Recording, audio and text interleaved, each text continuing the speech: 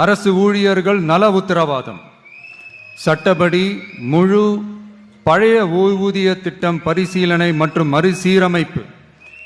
5 அல்லது அதற்கு மேற்பட்ட தொடர்ச்சியான அனுபவத்துடன் அனைத்து ஒப்பந்த பணியாளர்களையும் தற்காலிக ஆசிரியர்கள், ஒப்பந்த செவிலியர்கள், தற்காலிக எழுத்தர்கள் போன்றோர் முறைப்படுத்துதல்.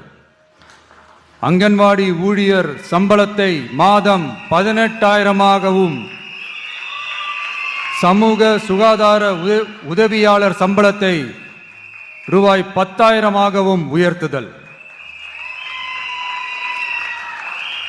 20 வருட சேவைக்கு பிறகு ரூபாய் 15 லட்சத்திற்கு ஓய்வூதிய கருணை தொகை உத்தரவாதம்.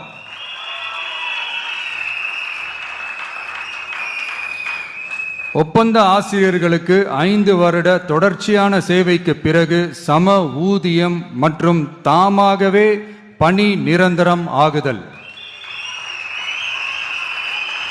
9வது, தமிழ்நாட்டின் வளர்ச்சிக்கான உத்தரவாதம். அதில் தமிழ்நாட்டின் வளர்ச்சியின் பொற்காலம் என்ற நோக்கில் 2036க்குள் 1.5 ட்ரில்லியன் பொருளாதாரம்,